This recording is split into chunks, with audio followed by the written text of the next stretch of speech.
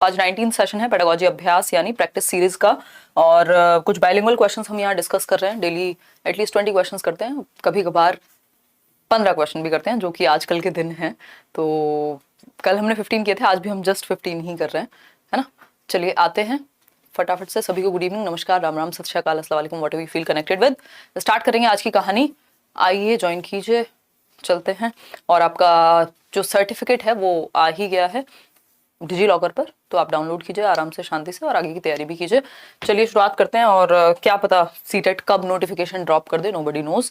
चलिए शुरुआत करते हैं। बट हाँ, पेपर तो मुझे नहीं लगता कि अभी जुलाई में होना संभव है, क्योंकि अभी मई ऑलमोस्ट आधा जा चुका है और एटलीस्ट 3 महीने पहले तो नोटिफिकेशन देगा ना सीटेट। तो उस केस में जुलाई की तो पॉसिबिलिटी मुझे नजर नहीं आती पर्सनली।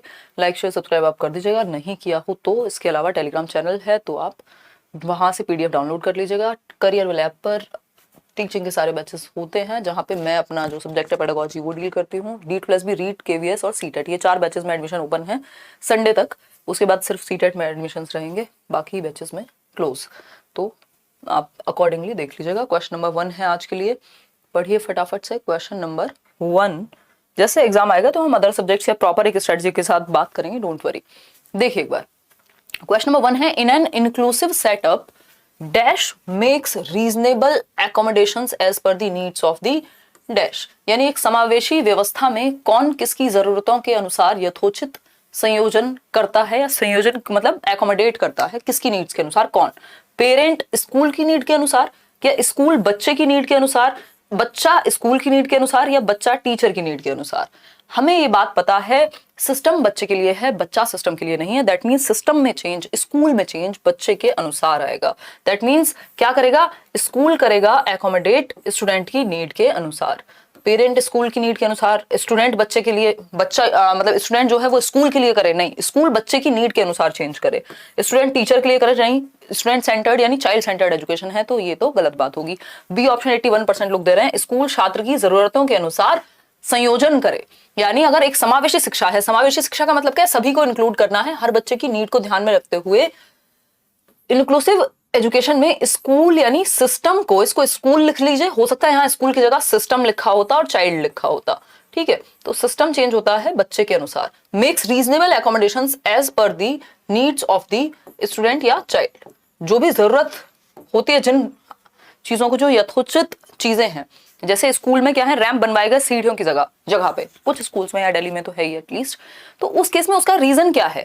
सिस्टम में यानी स्कूल में परिवर्तन हुआ, क्योंकि बच्चा वहां पे ऐसा भी है जो व्हील चेयर से जाता है, जो एक बैसाखी से जाता है, या जिसको चलने में समस्या हो सकती है, तो लोकोमोटर डिसेबिलिटी हो सकती है, यानी तो वो भी आ सके। तो आपने अपने सिस्टम में बच्चे के अनुसार चेंज कर लिया। नॉर्मल बच्चों को भी कोई तकलीफ नहीं है उसके रैंप के बनने से, ठीक। तो B option is the right answer, कि हम स्कूल में परिवर्तन करेंगे बच्चे की नीड के अनुसार, बी ऑप्शन। आगे बढ़ेंगे, क्वेश्चन नंबर 2 देखिएगा, आसान क्वेश्चन था। क्वेश्चन नंबर 2 है, students having dash face persistent challenges in reading the text and comprehending the long passages.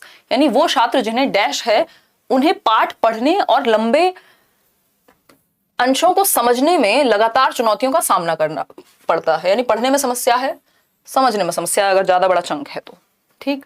Monday को हम थोड़े से मुश्किल क्वेश्चंस भी करने वाले हैं, तो थोड़ा सा आप प्रिपेयर होके आइएगा, है ना। चलिए आ जाइए फटाफट से, बहुत ही बढ़िया, सही है, सही है। सी ऑप्शन यानी 91% लोग। आज तो मुझे लग रहा है आप लोग ज्यादा स्मार्ट हो गए आजकल, तैयारी कर करके ना, प्रैक्टिस कर करके, अब आपको पता है आंसर क्या देना है। स्टूडेंट्स हैविंग क्या? डिसलेक्सिया।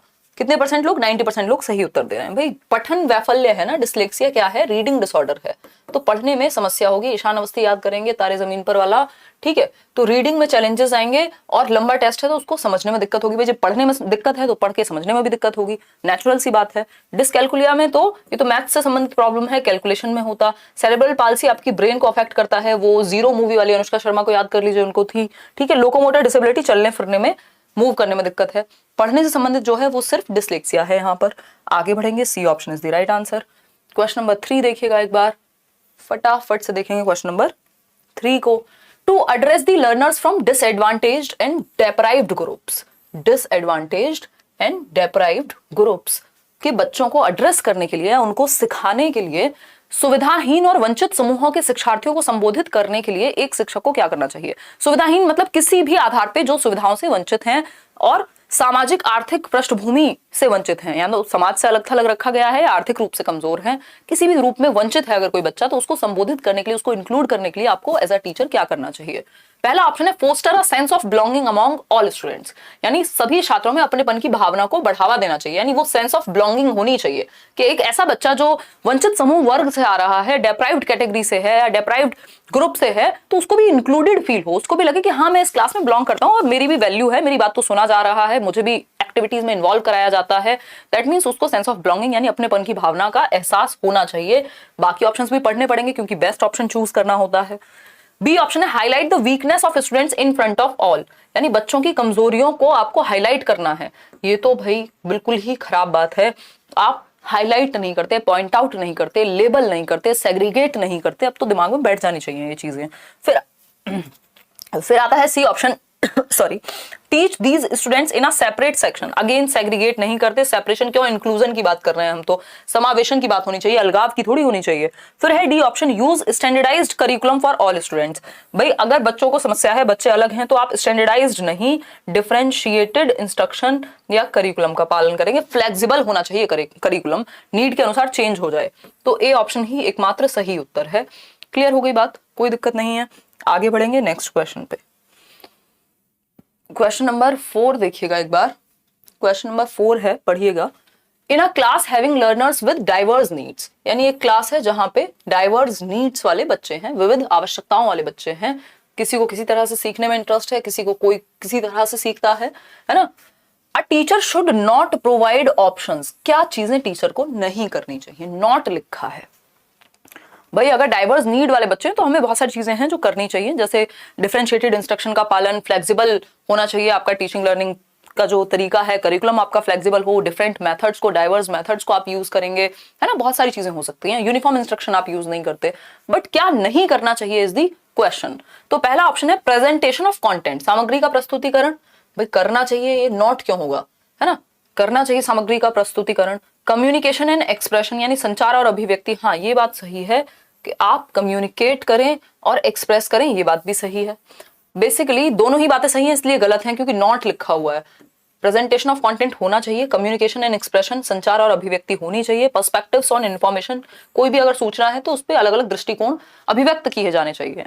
लेकिन स्टीरियोटाइपिंग दी लर्नर्स, ये है गड़बड़ बात। शिक्षार्थियों के बारे में रूढ़िबद्धता कि अरे ये तो इस जाति से आता है, इस समूह से आता है, इस रंग का है, इस क्लास का है, ऐसा है, तो आप उनको लेबल नहीं करेंगे, उनको स्टीरियोटाइप नहीं करेंगे, पहले से मान के नहीं बैठेंगे कि इस जाति समूह का बच्चा है तो ये ऐसा होगा। जो आपकी फेवरेट कोई बच्चा है तो आप उसको कह देंगे तुम तो बहुत अच्छे हो क्योंकि तुम्हारे पेरेंट्स तो ये करते हैं, अरे तुम तो गरीब परिवार से हो, तुम कहां से अच्छे हो जाओगे। तो ये आपको स्टीरियोटाइप नहीं करना, बच्चे में भेदभाव नहीं करना, रूढ़िबद्धता, एक धारणा नहीं बना लेनी, पहले से पूर्वाग्रह नहीं रखना। अगर मैं कहूं तो D option is the right answer. आगे बढ़ेंगे क्वेश्चन नंबर 5 पर, देखिएगा एक बार क्वेश्चन नंबर 5। क्वेश्चन नंबर 5 क्या कहता है, पढ़िएगा एक बार। Which of the following has not been promoted by NEP? देखो, not been promoted by National Education Policy 2020 in context of education of students with disabilities, यानी दिव्यांग छात्रों की शिक्षा के संदर्भ में निम्नलिखित में से किस प्रावधान को राष्ट्रीय शिक्षा नीति 2020 द्वारा बढ़ावा नहीं दिया गया है। ये पूछा है क्या नहीं करना है न्यू एजुकेशन पॉलिसी के अनुसार। जो बच्चे के हित में ना हो वो नहीं करना है, जो बच्चे के हित में हो वो करना है। अगर आपने एक अक्षर भी नहीं पढ़ा न्यू एजुकेशन पॉलिसी का तब भी आपको ये बात बिल्कुल समझ में आती है कि कोई भी पॉलिसी बच्चे के हित में ही बात करेगी। ऐसा तो है नहीं कि वो अनहित चाहेगी या चाहेगी कि बच्चे के चाइल्ड सेंटर्ड अप्रोच आप ना अपनाएं। ठीक है ना। चलो देखते हैं क्या नहीं करना चाहिए। एप्रोप्रिएट इंफ्रास्ट्रक्चर, हाँ उपयुक्त ढांचा होना चाहिए, जैसे मैंने अभी स्कूल के बारे में बात की, रैंप हो, वाटर कूलर, इन सब की सुविधाएं हो, जो बेसिक इंफ्रास्ट्रक्चर है आपका एप्रोप्रिएट होना चाहिए बच्चे की नीड्स के according. 1-on-1 teachers and tutors, यानी प्रत्येक विद्यार्थी के लिए एक और निजी शिक्षक। 1-on-1 ट्यूटर्स यानी बच्चों को हो सके तो आपको क्या करना है, उसको 1-on-1 इंस्ट्रक्शन यानी पर्सनलाइज्ड इंस्ट्रक्शन अगर हो सकता है तो अवेलेबल करा दीजिए। कंपलसरी स्पेशल एजुकेशन, और फिर बात आती है सूटेबल टेक्नोलॉजिकल इंटरवेंशंस, ये बात भी सही है। यहाँ पे जो सही उत्तर आपके सीटेट ने माना है वो है कंपलसरी स्पेशल एजुकेशन, अनिवार्य विशेष शिक्षा नहीं। आप चूज कर सकते हैं कि आपको स्पेशल एजुकेशन चाहिए, लेनी है, नहीं लेनी है ना। इंक्लूसिव स्कूल्स होते हैं। कंपलसरी स्पेशल एजुकेशन का मतलब क्या हुआ कि अगर किसी बच्चे को देखने में समस्या है तो वो उसी विद्यालय में पढ़े जहां सारे दृष्टि बाधित विद्यार्थी पढ़ते हैं। समझ पा रहे हैं? 1-on-1 टीचर्स एंड ट्यूटर्स अगर दे भी रहे हैं और नहीं भी दे रहे हैं, फर्क नहीं पड़ रहा, इससे बच्चे का नुकसान नहीं होगा। अगर आपके पास इतना है जो ढांचा है इस तरह का कि आप अवेलेबल करा सकते हैं, करा दीजिए। बट कौन सा एक context of education with disabilities, disabilities वाले बच्चों की बात हो रही है। डिसेबिलिटीज वाले बच्चों को आप 1-on-1 ट्यूटर दे भी सकते हैं, बट इस कंपलसरी स्पेशल एजुकेशन नहीं होगी। इसका मतलब क्या हुआ? जिस बच्चे को सुनाई नहीं देता, जो बच्चा मूक बधिर है, जो बच्चा देख नहीं सकता, जो बच्चा चलने में प्रॉब्लम है, आप उसको कहेंगे कि तुम्हें तो हर हालत में कंपलसरी स्पेशल एजुकेशन लेनी है, इंक्लूसिव स्कूल या रेगुलर स्कूल में तुम नहीं आ सकते। तो इसका जो उत्तर है वो सी है, ना कि बी। ठीक है, समझ पा रहे हो? डिसेबिलिटी के कॉन्टेक्स्ट में क्या नहीं करना चाहिए। तो आप जो बच्चा डिसेबल है उसको आप 1-on-1 टीचर भी दे दोगे तो कोई दिक्कत नहीं है, स्पेशल एजुकेटर्स भी होंगे, कोई दिक्कत नहीं है, बट कंपलसरी स्पेशल एजुकेशन नहीं। थोप नहीं सकते कि तुमको तो स्पेशल एजुकेशन में ही पढ़ना है, अलग स्कूल में जाओ, इंक्लूसिव स्कूल में मत पढ़ो, रेगुलर स्कूल में मत पढ़ो। ठीक, अब आता है सिक्स्थ क्वेश्चन, ध्यान से दीजिएगा आंसर। क्वेश्चन नंबर 6 है, चिल्ड्रन लर्न बाय, बच्चे किस तरह सीखते हैं? पढ़ करके, सुन करके, देख करके या करके सीखते हैं? सभी all are types of learning. ठीक है, सभी, कोई भी नेगेटिव नहीं है, सिंपल डी ऑप्शन आंसर हो गया, जो आप लोग दे भी रहे हैं 90% लोग। भाई पढ़कर, सुनकर, देखकर, क्रिया करके सब तरह से सीखते हैं। ठीक है, वैसे जनरली जो हम बात करते हैं, ये तो आपका आज शाम की क्लास हो गई, 1 मिनट को देखो, वैसे जो जनरली हम बात करते हैं 3 टाइप की बात करते हैं कि देयर आर विजुअल लर्नर्स, जो मेनली, वैसे तो बहुत सारी कैटेगरी हैं, दृश्य अधिगमकर्ता कह सकते हैं, जो देख करके सीखते हैं। लगभग 65% लोग ऐसे हैं जो देख करके सीखते हैं, जिनको मूवी कह रही हूं मैं, कोई वीडियो दिखा दीजिए, जैसे आप लोग होंगे बुक्स में, हो सकता है कम इंटरेस्ट हो, वीडियो देख के जल्दी से सीख जाते हो, है ना। तो जो देख करके सीखते हैं ज्यादातर लोग वैसे हैं, 65% लर्नर्स कैसे हैं, जो देख करके सीखते हैं। इसके अलावा अगर हम बात कर रहे हैं तो हियरिंग, यानी सुन करके सीखने वाले, है ना, सुन करके सीखने वाले, श्रव्य अधिगमकर्ता कौन से होंगे? कुछ आई थिंक 30% इनका रेशो है कि 30% लोग हैं या लर्नर्स होते हैं जो सुन करके अच्छा सीखते हैं। ऑडिटरी लर्नर भी कह सकते हो आप इनको, है ना, हियर की जगह ऑडिटरी लर्नर्स भी कह सकते हो, जो सुन करके जल्दी सीखते हैं, ऑडिटरी लर्नर्स। ठीक है, फिर आता है आपका साइकोमोटर, या हम कह सकते हैं इनको करके देखने वाले, डूइंग एस्पेक्ट भी लिख सकते हो। इसका एग्जैक्ट वर्ड या तो साइकोमोटर लिख लीजिए, या फिर एक्टिविटी करके सीखने वाले जो बच्चे हैं, डूइंग एस्पेक्ट उनका, तो इसको हम कहेंगे गत्यात्मक पक्ष, जिनको करवा के ही दिखवाना पड़ेगा आपको, एक्टिविटी कराएंगे तो अच्छे से सीखेंगे। तो ये हैं सिर्फ 5% लोग। ठीक है ना, 5% लोग। तो ये बेसिक आइडिया आपको होना चाहिए कि ज्यादातर बच्चे, इसलिए हम चार्ट्स का, 3D मॉडल्स का, वीडियोस का यूज करते हैं, क्योंकि ज्यादातर जो पॉपुलेशन है वो देख करके सीखेगी। अगर आपने साथ में कुछ ऑडियो वगैरह भी चला दिया तो और अच्छा हो जाएगा। 30% लोग, क्योंकि ये भी सीखते हैं, दोनों को मर्ज कर सकते हो, तीनों तरीकों को आप रिलेट करा सकते हो क्लास में। तो इससे क्या होगा, हर तरह का बच्चा सीख लेगा। अगर सुनने का भी मौका है, भाई अभी आप देख भी रहे हैं, सुन भी रहे हैं, और अगर कोई एक्टिविटी करने को आपको दी जाए, मैं ये बॉटल उठा के दिखाऊं और आपको कोई एग्जांपल दूं, तो आपको अगर कुछ एक्टिविटी करने को दे दी जाए तो साइकोमोटर भी इन्वॉल्व हो जाएगा। तो इस तरह से ये टाइप्स ऑफ लर्नर्स हैं। क्या है? टाइप्स ऑफ लर्नर्स हैं, कि टाइप्स ऑफ लर्निंग स्टाइल्स हैं। अगर मैं कहूं टाइप्स ऑफ लर्निंग, अधिगम शैलियां हैं कि अलग अलग स्टाइल से बच्चे सीखते हैं।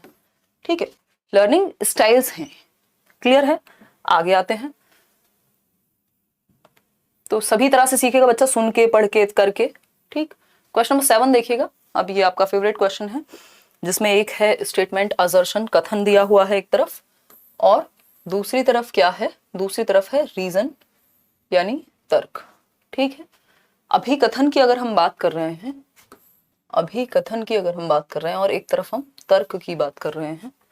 ठीक, तो अभी कथन या असर्शन या स्टेटमेंट है, it is important to allow students to take some control over their own learning, यानी यह महत्वपूर्ण है कि विद्यार्थी को अपने स्वयं के अधिगम पर कुछ नियंत्रण करने की अनुमति दी जाए, यानी वो खुद की लर्निंग को कुछ हद तक कंट्रोल कर सके, खुद प्लान कर सके, खुद रिव्यू कर सके, खुद स्ट्रेटेजाइज कर सके, ये सब चीजें। ठीक है, फिर रीजन क्या दिया है? इसका रीजन दिया है, कंट्रोल करना इसलिए आना चाहिए क्योंकि taking control over one's learning helps students to make decisions about what to learn and how to learn, यानी अगर आप डिसीजन लेते हैं खुद से अब घर वालों ने आपको कह दिया होगा ना कि खुद से चूज करो क्या कोर्स लेना है, किस चैनल से पढ़ना है, कौन सी बुक से पढ़ना है। तो अगर आप कंट्रोल अपने ऊपर लेते हैं तब क्या होगा, आपको डिसीजन मेकिंग करनी होगी, कैसे सीखना है, कहां से सीखना है। तो बच्चे को कुछ हद तक डिसीजन लेना आएगा इस चीज के बारे में। बिल्कुल बात सही है, दोनों ही बातें सही हैं। जो आप लोग 84% लोग कह भी रहे हैं, ये भी सही है कि बच्चे को कंट्रोल लेना चाहिए, कुछ हद तक कंट्रोल लेने का अधिकार होना चाहिए अपनी लर्निंग पे। और उसका रीजन ये दिया है कि वो डिसीजन ले पाएगा कि कहां से सीखना है और कैसे सीखना है। यानी दोनों ही बातें सही हैं। आर जो है वो करेक्ट एक्सप्लेनेशन है ए की। ऐसा नहीं है कि दोनों सही हैं बट करेक्ट एक्सप्लेनेशन नहीं है, नहीं, जिस बारे में ए बात कर रहा है उसी का रीजन आर में दिया गया है। ऐसा नहीं है कि ए कुछ और बात कर रहा है और आर में कुछ और बात कह दी गई है, दोनों रिलेटेड हैं। ठीक, A is true but R is false, ऐसा भी नहीं है, दोनों ही सही है, गलत नहीं है। तो A option is the right answer over here. आगे बढ़े, क्वेश्चन नंबर 8 देखिएगा एक बार। क्वेश्चन नंबर 8 है, a teacher should promote activities which are, यानी एक टीचर को किस तरह की क्रियाओं को बढ़ावा देना चाहिए या गतिविधियों को बढ़ावा देना चाहिए। एम्बिगुअस यानी कि अस्पष्ट, जिसमें कंफ्यूजन क्रिएट हो जाए बच्चे के लिए। कल्चरली एप्रोप्रिएट यानी सांस्कृतिक रूप से उपयुक्त, जिस संस्कृति से बच्चा आ रहा है उससे वो कनेक्ट कर पाए। एक्सट्रीमली कॉम्प्लेक्स, बहुत ज्यादा जटिल, अगर बहुत ज्यादा जटिल दे दी तो बच्चे का इंटरेस्ट खत्म हो जाएगा, डर बैठ जाएगा, नहीं करेगा। तो ऐसा नहीं है कि आपको ऐसी एक्टिविटीज को प्रमोट करना है जो बहुत ही ज्यादा जटिल है। ठीक, अगर करना भी है तो उसमें फिर आपका सपोर्ट चाहिए होगा। मीनिंगलेस नहीं होनी चाहिए, अगर अर्थविहीन है, अर्थहीन है, जिससे बच्चे को कोई अर्थ ही नहीं पड़ रहा, उसकी लाइफ से कनेक्ट ही नहीं कर रही, तो ऐसी एक्टिविटीज का कोई फायदा नहीं है। एम्बिगुअस, अगर उसको कंफ्यूजन ही क्रिएट करानी है तो फिर पॉइंट क्या हुआ। तो बेटर ऑप्शन क्या है, कल्चरली एप्रोप्रिएट एक्टिविटीज, यानी सांस्कृतिक रूप से उपयुक्त गतिविधियां आपको प्रमोट करनी है। एक टीचर को सांस्कृतिक रूप से उपयुक्त गतिविधियों को बढ़ावा देना चाहिए। ठीक है, culturally appropriate activities should be promoted by a teacher in a classroom. Clear है। संस्कृति एप्रोप्रिएट मतलब जिस संस्कृति से, जिस माहौल से बच्चा आ रहा है उसकी लाइफ से रिलेट कर जाएंगी ना वो। ठीक, और समाज और संस्कृति से हम सीखते हैं, ये वाइगॉस्की भी कह रहे हैं। बी ऑप्शन हो गया। क्वेश्चन नंबर 9 देखिएगा एक बार। क्वेश्चन नंबर 9 देखिए, अ teacher should design activities which promote, एक टीचर को ऐसी एक्टिविटीज डिजाइन करनी चाहिए, ऐसी गतिविधियों को की रूपरेखा बनानी चाहिए। भाई कोई भी एक्टिविटी अगर कराई जाती है पहले से प्लान होगी, है ना, प्लान होगी या नहीं। एक चैनल साइंस एंड फन, नाम भूल गई मैं उनका, आशु गई, हाँ, तो मेरा उनसे डिस्कशन भी हो रहा था कुछ टाइम पहले।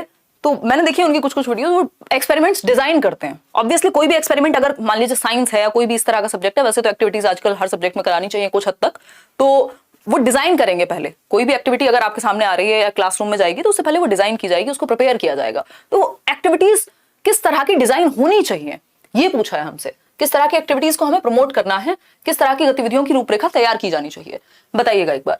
होपलेसनेस यानी निराशा, कन्वर्जेंट आंसर्स, डाइवर्जेंट थिंकिंग या मियर मेमोराइजेशन, रटने वाली, जिनमें रट्टा लगाना हो। क्या फायदा, रटना तो हम प्रमोट करते ही नहीं है।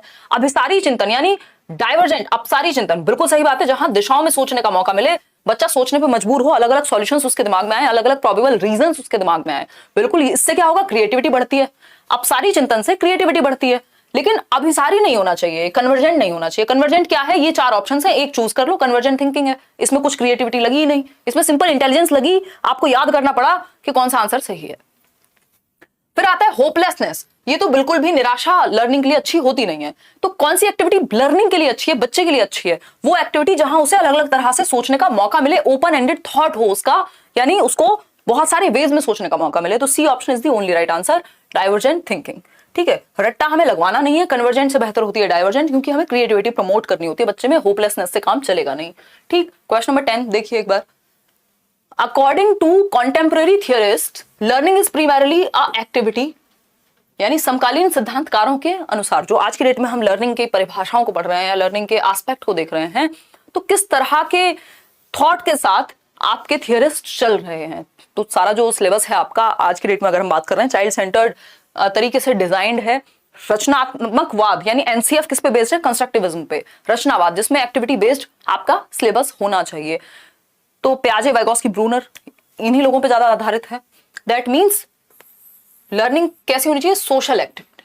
According to contemporary theorist, learning is primarily a social activity, जिसमें बच्चा एक्टिव होगा, ग्रुप में सीखेगा। सोशल एक्टिविटी का मतलब है ग्रुप में सीखेगा, समाज में सीखेगा। ठीक, मैकेनिकल यानी सिर्फ रिपीटेटिव हो, बिहेवियरिस्टिक स्टिमुलस रिस्पॉन्स का बॉन्ड हो, पैसिव यानी निष्क्रिय हो, जी नहीं। तो सामाजिक यानी social aspect is the right answer. आगे बढ़ेंगे। क्वेश्चन नंबर 11 देखिएगा। अगेन आपका फेवरेट क्वेश्चन, स्टेटमेंट दिया है और रीजन दिया है। स्टेटमेंट पढ़ेंगे पहले और रीजन पढ़ेंगे। ठीक, स्टेटमेंट पढ़ेंगे और रीजन पढ़ेंगे। देखिएगा एक बार, a teacher should facilitate the development of problem solving strategies among students, यानी एक शिक्षक को छात्रों के बीच समस्या समाधान रणनीतियों के विकास की सुविधा प्रदान करनी चाहिए। यानी कि अ teacher should facilitate the development of problem solving strategies among students, यानी समस्या समाधान वो कर सकें, बच्चे के अंदर प्रॉब्लम सॉल्विंग एटीट्यूड डेवलप हो, ऐसी एक्टिविटीज को या इस तरह के क्या कहें हम पर्सपेक्टिव्स को बच्चे में डेवलप करना चाहिए, है ना। अप्रोच उसके अंदर ऐसी डेवलप हो कि प्रॉब्लम सॉल्विंग वो कर पाए, जो भी प्रॉब्लम्स आए वो कर पाए। ठीक बात है, प्रमोट की जानी चाहिए, ट्रू है ये बात, इसको बिल्कुल भी हम गलत नहीं कह सकते, ऐसा होना चाहिए। रीजन क्या दिया है इसका, problem solving strategies improve learning and foster critical thinking, यानी समस्या समाधान की जो स्ट्रेटजीज हैं वो क्या करती हैं, इंप्रूव करती हैं लर्निंग को और क्रिटिकल थिंकिंग को प्रमोट करती हैं। भाई जब आप प्रॉब्लम सॉल्व करेंगे, कोई आपके सामने अगर प्रॉब्लम दी जाती है आपको बार बार, तो इससे क्या होगा, लर्निंग बेहतर होगी, आप प्रॉब्लम सॉल्व करके सीख रहे हैं। दूसरा, क्रिटिकल थिंकिंग, आपको अलग अलग एस्पेक्ट में सही है, गलत है तो क्यों गलत है, सही है तो क्यों सही है, एक कंक्लूजन तक आना पड़ेगा, दैट मींस क्रिटिकल थिंकिंग होगी। दोनों बातें सही है, प्रॉब्लम सॉल्विंग से क्या होगा, लर्निंग बेहतर होगी और क्रिटिकल थिंकिंग समालोचनात्मक चिंतन बेहतर होगा। दोनों बातें सही है, सिंपल आंसर हो गया ए। दोनों में से कोई भी गलत नहीं है और दोनों एक दूसरे के बारे में बात कर रहे हैं। ये जो स्टेटमेंट है इसी का रीजन है ये, तो ऐसा भी नहीं है कि रीजन कुछ और कह रहा है और स्टेटमेंट कुछ और। ठीक, आगे बढ़ेंगे, अगर रीजन कुछ और कहता है और स्टेटमेंट कुछ और कहता है और दोनों सही है, इसका मतलब A and R are true but R is not the explanation of A, अगर ऐसी सिचुएशन बनती है। ठीक है,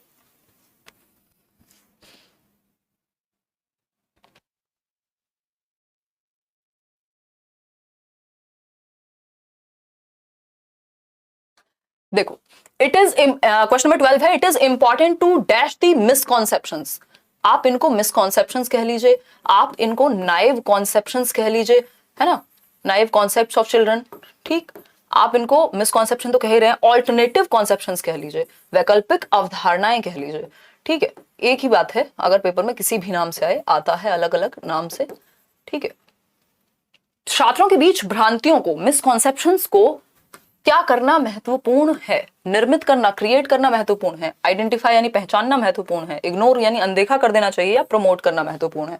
सिंपल बात है, प्रमोट करना महत्वपूर्ण है, सॉरी प्रमोट नहीं, आप भ्रांतियां प्रमोट नहीं कर सकते, क्योंकि अगर आप प्रमोट करेंगे दैट मींस भ्रांतियों को बढ़ावा दे रहे हैं आप। भ्रांतियों को बढ़ावा नहीं देना, क्रिएट भी नहीं करना, इग्नोर भी नहीं कर सकते, आइडेंटिफाई करना जरूरी है ना, पहचानना जरूरी है कि अगर आप भ्रांतियों के, मान लीजिए बच्चे ने दिमाग में मान लिया है कि गंदा पानी, मतलब गंदा पानी देख के उसने एक मिसकॉन्सेप्शन तैयार किया है कि पानी जो है, जो वाटर का कलर है वो वाटर कलरलेस नहीं है, वाटर का तो एक कलर होता है, क्योंकि उसने कहीं पे गंदा पानी देख लिया या किसी कोई कलरफुल पानी देख लिया। अब ये क्या है, मिसकॉन्सेप्शन बन गया।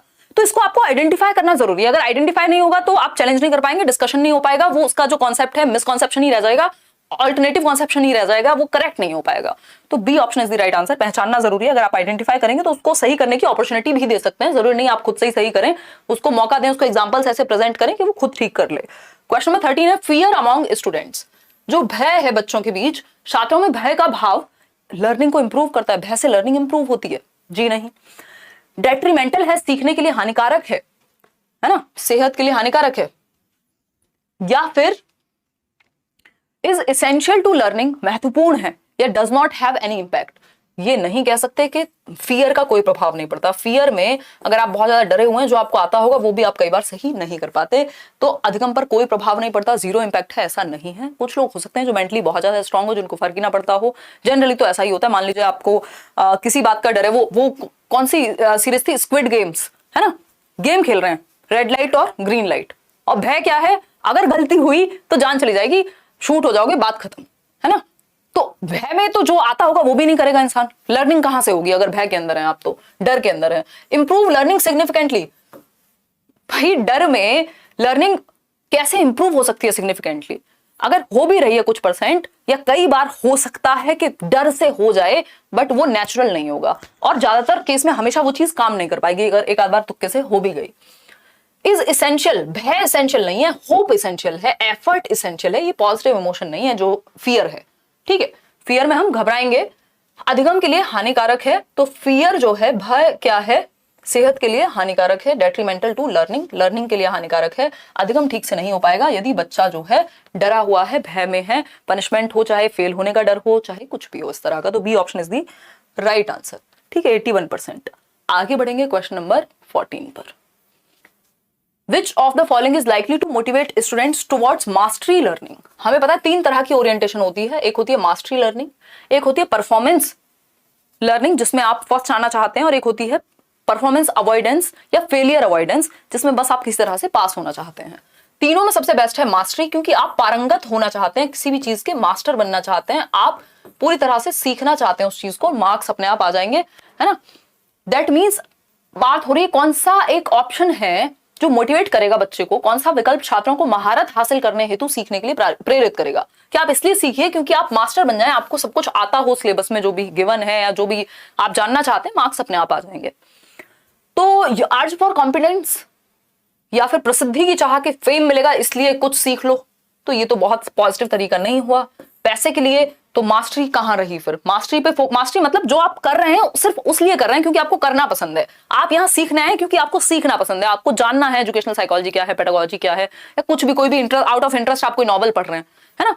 तो अर्ज फॉर पावर, सत्ता की चाह कि पावर मिलेगी, जहां पे रीजन बाहर है दैट मींस मास्टरी की तो नहीं बात चल रही। अर्ज फॉर कॉम्पिटेंस, योग्यता की चाह कि मेरे को योग्य बनना है, पारंगत बनना है, मास्टर बनना है इस फील्ड का, A option is the only right answer over here. आगे बढ़ेंगे नेक्स्ट क्वेश्चन पे, लास्ट क्वेश्चन है आज के लिए। क्वेश्चन नंबर देखिएगा 15। क्वेश्चन नंबर क्या है 15। अगर हम क्वेश्चन नंबर 15 की बात कर रहे हैं तो teachers can facilitate meaningful learning by, अर्थपूर्ण अधिगम को कैसे प्रमोट करें या कैसे सुसाध्य करने का मौका दें शिक्षक बच्चे के अंदर, अर्थपूर्ण जो उसके जीवन से जुड़ा हुआ हो। पहला ऑप्शन है डिस्करेजिंग कोऑपरेशन अमॉन्ग स्टूडेंट्स, यानी छात्रों के बीच असहयोग या सहयोग को हतोत्साहित करना, सहयोग को डिस्करेज नहीं एनकरेज किया जाता है, तो ये तो बात गलत हो गई। एनकरेजिंग कोऑपरेशन अमॉन्ग स्टूडेंट्स यानी छात्रों के बीच, ये हिंदी में अलग है इंग्लिश में अलग है, कौन सी क्या हो गया ये, एनकरेजिंग कोऑपरेशन अमॉन्ग स्टूडेंट्स यानी छात्रों के बीच प्रतिस्पर्धा को प्रोत्साहित करना। ये कोऑपरेशन नहीं कंपटीशन लिखा होगा यहाँ, है ना, ये कंपटीशन होगा कि कंपटीशन को बढ़ावा देना बच्चों के बीच, तो ये भी गलत तरीका है। प्रमोट मेमोराइजेशन ऑफ कंटेंट, रटना जी नहीं, ठीक। वैल्यूइंग अंडरस्टैंडिंग ऑफ कॉन्सेप्ट्स, ये बात आपकी सही है। देखो कितने लोगों ने सही उत्तर दिया है, डी, बिल्कुल बहुत बढ़िया। हाँ, कुछ लोग कंफ्यूज हुए हैं ये कोऑपरेशन पढ़ के, यहाँ कंपटीशन लिखा हुआ है, कोऑपरेशन नहीं लिखा हुआ, तो कंपटीशन की भावना को आपको बढ़ावा नहीं देना, कोऑपरेशन या कॉन्सेप्ट्स की क्लैरिटी की बात करनी है, अंडरस्टैंडिंग ऑफ कॉन्सेप्ट्स के आप जो भी कॉन्सेप्ट बच्चे को पढ़ा रहे हैं वो उसको समझ पाए, उसको जीवन से जोड़ पाए, तब जाके अर्थपूर्ण अधिगम हो पाएगा। लाइफ से जुड़ेंगी चीजें तो अपने आप मीनिंगफुल हो जाएंगी। कोई भी एग्जांपल जो आपकी लाइफ आएंगे, लाइक शेयर सब्सक्राइब ना किया हो अगर अभी तक 5200 लोग देख रहे हैं, 2500 लोगों ने लाइक किया, तो हाफ से भी कम, तो आप लाइक शेयर कर दीजिए। इसके अलावा आउट ऑफ 15 कितने क्वेश्चंस ठीक हुए? हम क्वेश्चंस 20 करते हैं जनरली, पिछले 2 दिनों से 15 कर रहे हैं। एक्चुअली डिस्कशन बहुत लंबा होता ही है, लेंदी होते हैं क्वेश्चंस पेडागोजी के। बहुत बढ़िया, thank you so much. Out of 15 हुए हैं, ठीक है। आउट ऑफ 15 13 ठीक है, 13 out of 15, 14 out of 15, 12 out of 15, 10 out of 15, 13, 14, बहुत बढ़िया।